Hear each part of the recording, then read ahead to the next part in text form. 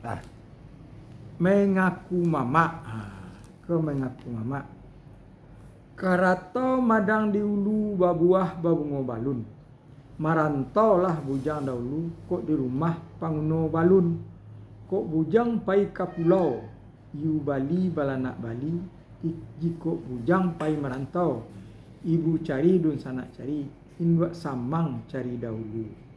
Kok mandi di lia-lia, bakato di bawah-bawah, biarlah kapalo baku lubang, asalkan tan luak lai kamakan. Kok pepatah Minang. Demikian antara lain disampaikan oleh orang tua-tua tempo dulu kepada anak cucu kemenakan generasi muda, khususnya bagi para pemuda, karena hidup di kampung halaman biasanya belum tentu arah dan belum punya pekerjaan yang tetap. Sementara kalau pai merantau di samping mencari hidup, juga untuk menambah ilmu dan wawasan sebagai bekal hidup masa depan.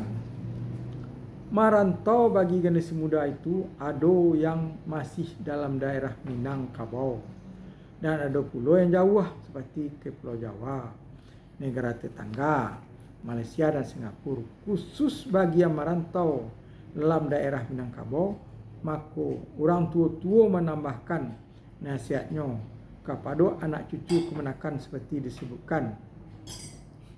Ditinggalkan kampung, ditepati kampung, ditinggalkan suku, ditepati suku, ditinggalkan mama, ditempati mama, ditinggalkan ibu bapa, ditempati ibu bapa. Mukasihnya, seorang yang pergi merantau harus segera menyesuaikan diri di tempat yang baru, sekaligus menempati suku dari nenek mama, sebab suku tidak dibenarkan ditukar atau diganti dengan suku yang lain. Misalnya, jika sukunya Ceniago, maka suku yang ditempatnya harus Ceniago. Itu pula nenek mama yang ditepati harus pula nenek mama suku Ceniago. Kalau ketentuan itu dapat dilaksanakannya sepenuhnya, maka yang bersangkutan tidak perlu lagi mengaku mama, melainkan suku cukup dengan menyesuaikan diri saja sebagai cucu kemenakan dari nenek mama suku Ceniago dengan memakai taukan asal usulnya dan menyatakan dirinya sebagai cucu kemenakan dari nenek mama suku Ceniago. Artinya cukup dengan mengadakan kenduri minum makan ala kadarnya. Namun bagi yang berusaha mengganti sukunya atau seorang yang datang dari luar Minangkabau, jika ia ingin menyesuaikan diri, hidup bersuku dan minyak mama serta bersanak famili, maka ia wajib mengaku mama, mencari suku yang sesuai dan mencari minyak mama yang ia senangi. Untuk mewujudkan keinginan itu, maka seorang itu harus mendekati nenek mama terlebih dahulu. Apabila dinyatakan dapat diterima sebagai cucu kemenakan, makanya selanjutnya dia diadakan kanduri minum makan dengan menyembelih seekor kambing. Tapi kalau ingin untuk bermama dan punya ibu bapa saja, cukup menyembelih ayam sebagai lauk pauk pemakan nasi. Pemakan adat di setiap negari memang berbeda. Seperti katakan, lain lubuk, lain ikannya, lain padang, lain pulau belalang, lain negari, berlainan pulau pemakaian adatnya. Maka harus di negari itu, makanya harus menurut nenek mama di negari tasabui. Kalau mengaku mama adalah seseorang yang datang belum punya suku dan mama di tempat asalnya, sedangkan bagi seorang yang menempati mama adalah seseorang yang sudah mempunyai suku dan mama di tempat asalnya sebelumnya. Seseorang menempati mama biasanya cukup dengan menyembelih ayam untuk pemakan nasi. Pada zaman jamuan yang dihadiri oleh mama suku yang bersangkutan.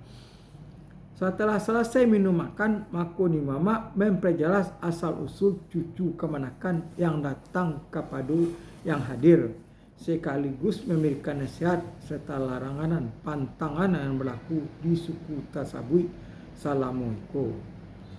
Kepada yang hadir diharapkan untuk dapat dibawa ke ilia samudia dan membimbing basi papak dan berbimbing basi bapak cik tangan dalam kehidupan sehari-hari.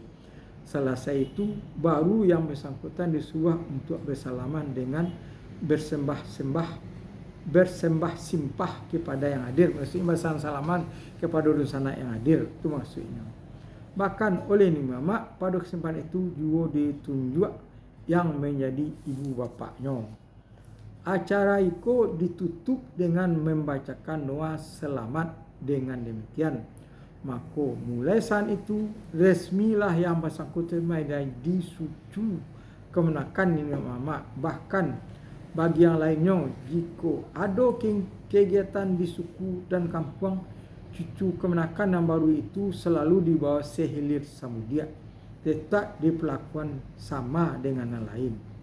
Dengan resminya seorang menjadi cucu kemenakan oleh ni mama suku yang bersangkutan, maka yang tetap diperlakukan sama dengan cucu kemenakan yang lain, kecuali terhadap arto pusako dan gelar atau sako. Sebab kemenakan yang baru itu disebut dengan kemenakan yang bertali tak putus, berdahan tak sakah, atau disebut juga dengan istilah sebagai balah sapihan dan suku nan bajurai. Jika ia nanti mempunyai keluarga dan anak, makanya oleh sanak famili dan kaum pada suku itu tetap diperlakukan sama, kendati pun keluarganya itu dibawa dari kampung asalnya. Sebab satu sekali menjadi cucu kemenakan, selama tetap menjadi cucu kemenakan niniak mama, kerana oleh niniak mama keberadaannya juga sudah disampaikan pula kepada seluruh niniak mama dan masyarakat dalam negeri tersebut. Kabuki di bawah Mandaki, kalurah di bawah Manurun.